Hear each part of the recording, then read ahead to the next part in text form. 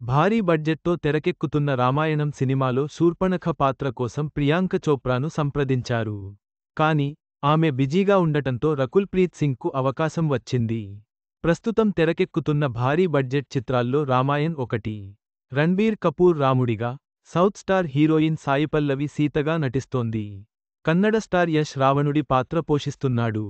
నితేష్ తివారీ దర్శకత్వం వహిస్తున్న ఈ సినిమా షూటింగ్ ఇదివరకే మొదలైంది.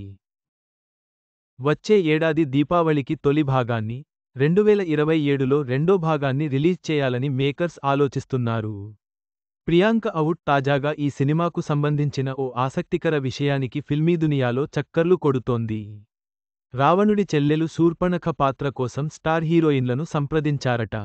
మొదట ఈ అవకాశం గ్లోబల్ బ్యూటీ ప్రియాంక చోప్రాను వరించిందట.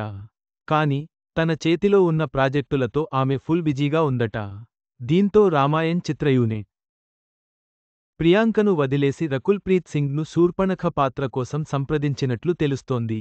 ఇంత పెద్ద ప్రాజెక్టులో భాగం కావడం కంటే సంతోషం ఇంకేముంటుందని రకుల్ వెంటనే రామాయణ్కు ఓకే చెప్పినట్లు భోగట్టా.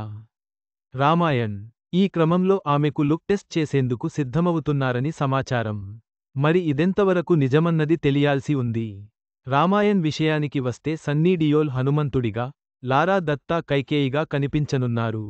ఇక ప్రియాంక చోప్రా ప్రస్తుతం రాజమౌళి, మహేష్ బాబు సినిమాతో బిజీగా ఉంది. అటు రకుల్ చివరగా మేరే హస్బెండ్ కీ బీవీ మూవీలో కనిపించింది. ప్రస్తుతం ఇండియన్ 3, దే దే ప్యార్ దే 2 చిత్రాల్లో నటిస్తోంది. చదవండి, కూతురి బర్త్డే సెలబ్రేట్ చేసిన బ్యూటీ ఎవరో గుర్తుపట్టారా?